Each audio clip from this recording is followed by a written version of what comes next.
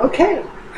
Hello everyone, Farron here. You may have noticed the camera got farther away and that there's a specific blank space on the wall behind you. That's for good reason, because this thing is not small. This is Cold Steel's Norman sword from the Man-at-Arms collection. Basically, a few words on the Man-at-Arms collection. I love it. I love the blued look, the blued steel, the darkened steel. What I think a lot of it is, though, and I could be wrong because they've never actually stated this, and I don't think they would, but last year, if I'm not mistaken, they did a complete overhaul on a lot of their weapons. They refitted them, rebalanced them, reforged them, basically just made brand new versions of all of their weapons because a lot of people have been complaining because their quality was lower than they wanted it to be. It was balanced, the hilts didn't fit together very well, and so on and so forth. So they did a complete overhaul. So they had a whole new lineup of weapons. It was basically the same old weapons, but they had reforged them and remade them. But it just makes sense, you know, they're a mass-producing company. They use factories to mass-produce their weapons, you know, on stamp-outs and molds and stuff like that. They're not hand-forged, they're made in factories. So it would make sense that they had a warehouse somewhere, or several maybe, that was filled to the brim with older versions of their weapons. So to me, it would make sense that instead of wasting all those weapons and melting them down to use new weapons and such, why not make a profit off of them? So they blued them and sold them for a lower price tag as the Man-at-Arms collection. The thing is that people actually liked the Man-at-Arms collection. They liked the look. They liked the look of it. They liked all the blued steel. So now, in 2016, they're coming out with a brand new line of weapons, several of which are already on my wish list. That are specifically made for the Man-at-Arms collection. They don't have a regular version of it. It's just Man-at-Arms. Plus they have a whole line of pole weapons from last year that were specifically made for the Man-at-Arms collection, including halberds, a billhook, several spears, so on and so forth. But the point is that these swords, these earlier swords from the Man-at-Arms collection, are of lower quality than the swords they would make now. Because it's my opinion that these are their old versions. The ones that were complained about because they weren't balanced fully well, they weren't put together as well as people wanted them to do. So I just want to point that out before talking about this and point out, a couple of the only real flaws that I have with this. First off, I'm going to get in closer here to show you the scabbard. It is leather. It is sewn up the back. This has a plastic core rather than wood, unlike the windlass, but I don't mind that. Wood will rot. Wood will rot, it will come apart, it will leave pieces on the blade, so on and so forth. And actually even the windlass, I didn't show it to you because I'm just not that impressed with the windlass cutlass. But it actually does have like a plastic throat, like two pieces of plastic up here that hug against the blade to keep it in the scabbard tight. And you'll notice this is not a light blade, and it'll come out, but it's very slow to do so. The design is actually fitting to be called a Norman sword. This was a Norman style of weapon. Basically, it was the next step of evolution from the Norse Viking I'm not going to call it a broadsword because it's not a broadsword. But then you'll notice is that this one, the scabbard actually fits properly. It's shaped to fit. The leather on here is sewn up the side. There is a swell, as you can see. The exact opposite of what that thing was, if you'll notice. It's smaller up here and swells down here so that it actually fits your hand very well. The grip is actually a little too long for this sword. Normally I like a grip that has a lot of space to maneuver in, but this is actually a downside to this because of this cock cap pommel. Probably wouldn't necessarily be a problem, except that, like I said, in my opinion, this is an earlier model before they really upped their workmanship. And so the pommel is actually, as you can see, you can actually see it fairly well. It's actually slightly crooked. And it's crooked in a bad way, too, because what that means is that when you're swinging the sword, this pommel will actually rake across the side of your hand. You can actually see it. So if you don't know what you're doing and you swing it the wrong way, it will rake across your hand. As far as balance goes, balance and weight, you can see the blade here is blued. The bluing job on the blade is not perfect. Of course, I have pulled it out of the scabbard a lot because I love looking at this. But you can see the bluing job is actually already starting to wear off towards the end of the blade here. It is very sharp, but on that point, actually can get a piece of paper right here to try to demonstrate the sharpness of this beauty. Let me get in here, knocking everything over. I'm going to get the weight of my chair off the cord for these headphones. Move. What is this? What do I need?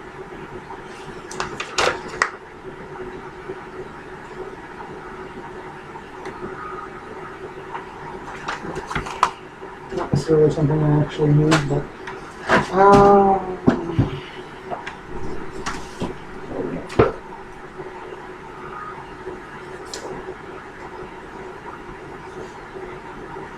this will do. I don't need this. It's just telephone numbers from Hewlett Packard. Alright, so cold steel, Norman sword, man at arms. Piece of paper that is actually doubled, by the way. It's very thin, but it's doubled. If I can get the edge on it, right? This is a very big blade to be doing this kind of test on, and that wind is not helping. Quit doing that! Why'd you do that? I know you're better than that. I've cut with you before. I know you're sharp. You're trying to tear things.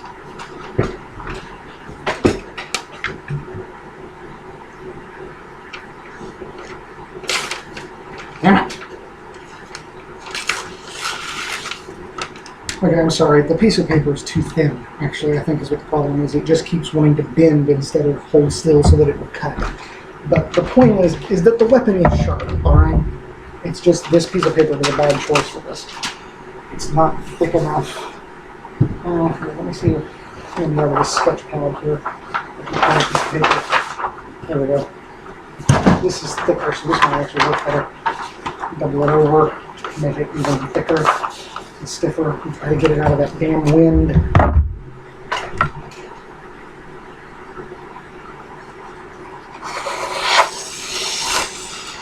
Why is it not cutting right? Stop that. Cut, damn it. You're pissing me off. That worked.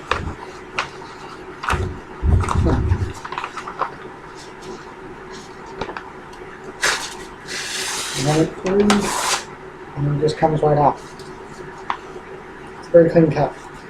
The paper just kept bending. Every time I would try to cut it, it wouldn't hold still enough for me to cut. So yeah, that was less than impressive. It's probably my fault in a way. I felt like I wasn't doing something right there because I know this blade can cut very well. Very well. And again, it also might have something to do with the fan being on and it's causing the paper to flutter and want to bend and fold. Because I know this thing is sharp. I've cut cardboard boxes up with this thing before and it just annihilated them. And but on that point, it is sharp. I'm holding this really tight right now. I'm not worried about it. I'm even pulling on it either. Okay. It's not comfortable. I don't like doing that barehanded. But you'll see more about that later when I get up to do a demonstration with this and put the gloves on. Now, the other problem with this, there's only a couple of problems with it. One was the pommel. Two is this. Let's see if I can get this to pick it up.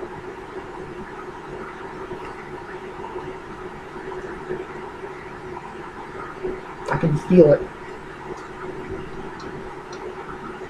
There you go. I don't know if it'll pick it up.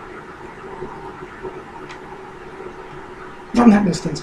I'll do it again when I get up to the demonstration because then I'll be using the microphone on the laptop instead of this one, so I can actually get this right up next to the microphone and see if it'll do it. But basically what it is that there's a slight rattle, like something's loose. And at first I was worried it might be the tang down in here because I've heard a really bad write-up before on Cold Steel's Natchez buoy. Somebody had bought one and was out playing around with it and they dropped it. And it landed on the ground and the hilt piece actually came apart, and inside, instead of a tang, there was a steel cable that ran from the base of the blade up to the pommel. That is not impressive. But I honestly don't think that's a problem, because this thing is a nut pommel, or rather it's not a nut, it's a nut pommel, basically, but what it is that you've got like this screw thing that goes through here, and it is somehow attached to the tang, but then this is the whole pommel piece acts like a washer. That's why it's crooked. It's because of how it was screwed on. But overall, the weight I think is right around 2.5 pounds, and the point of balance is actually better than one would think for a weapon of this type. It's pretty close to the hand. It's within about 4 inches of the hand, right in there. Whereas a Norse sword, like I said, might have a point of balance that's way out here. But then again, this thing, as you can tell, the blade tapers a little more than your typical Norse sword would. It also has a very good distal taper. It starts out thicker here and grows thinner down the blade. And yeah, it's long. This thing is 38 inches, I think, overall length. So it's a little over 3 feet. It's not the longest one-handed medieval sword ever made, but it's lengthy. It's up there. This is basically the kind of sword that a Crusader knight would have used riding through battle, cutting down off of a horse, or a Norman knight for that matter, cutting down off of his horse. It's also one of the first swords to ever develop that good wide crossguard, which is useful for defending yourself with. So overall, when it comes to swords, this is the pride of my collection. And she does have a name, by the way. This is Nightshade. And yes, I do name the weapons that I'm fond of. I've not named the cutlass because I'm not that fond of it. The Bowie knife is Fang. I've not named the coppice either, which I need to do because I am very fond of the coppice and I need to name it, but I haven't. And yes, I usually use feminine adjectives for these weapons, in spite of the fact that most would think of them as male because it's a long, hard object. But something this beautiful and graceful can't be male. So, yeah. I guess I shouldn't say that because there are probably some really, really attractive guys out there who are really like ballet dancers or something, probably just insulted the shit out of. But, you know, frankly, I consider this any kind of sword to be basically any weapon really, to be feminine, simply because they just look better. Also, it does hang on the wall by a little leather thong, just like their it goes on better though. So that's all for the review. This was a longer review than the other two. Now I'm going to get into the demonstrations, and I'll use it by itself. I'll use it with the buckler. And so I'm going to be demonstrating some techniques with Nightshade here. The first thing I actually want to demonstrate is the fact that you can defend yourself with a weapon like this while it is in the scabbard. Generally, a scabbard like this would have been worn hanging from the belt, so not really. No, it would be attached to the belt, so you can't get it off. But if you were just holding it in the scabbard, you can defend yourself very ably with it in the scabbard. And techniques like this were used with, say, long swords, where you may not have it on your belt, you may have it just in your hand, carrying it. There is a bit of a historical basis for people who just carried their swords. They didn't wear them on their belt, simply because it was quicker and easier to get your hands on. You can defend yourself with this very ably against like a surprise attack by blocking with it, you know, striking with it, and then you can pull the blade out and get some space. So now we'll get into the blade. Now, first things first, you've got this crossguard on here. Now, a crossguard is very handy.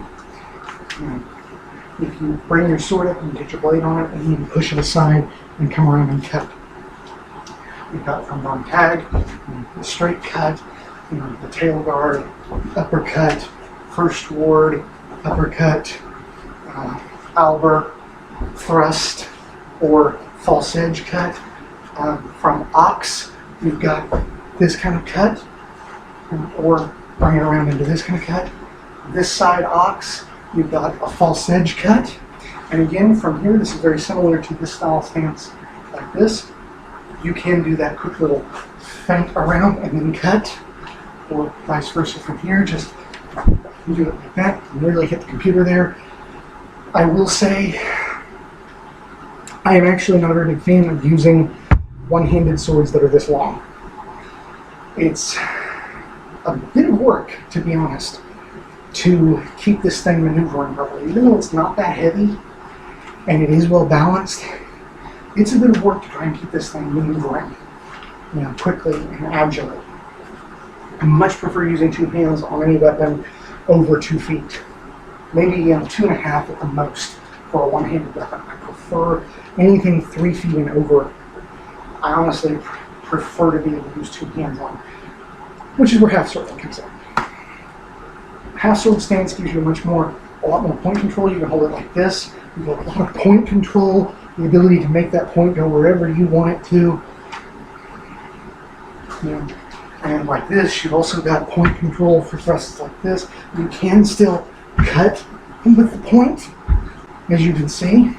And of course, you've also got one of my favorite old school techniques, Mordhau, which I have actually used on targets before, which that also might have something to do with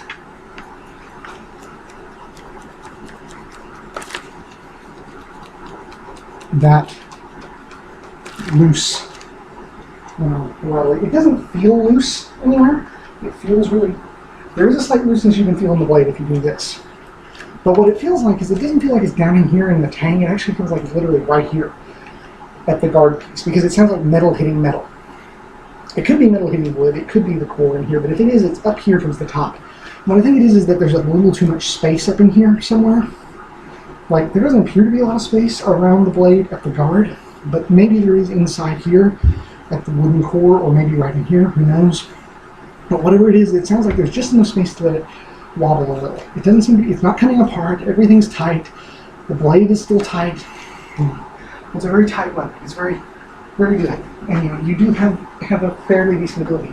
And because the hilt is a little overly long, you can kind of grab it like this. I don't advise actually wrapping your hand around the pommel like that, because that pommel, the shape of it, it will dig into your palm. Instead, I advise doing something like this, where you just kind of got it kind of like that.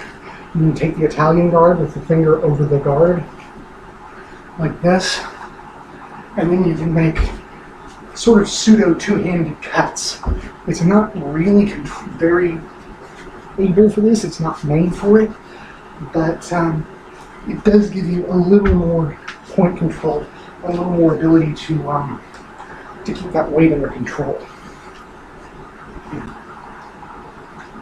But I'm really looking forward to getting a two-handed sword. That's what I want.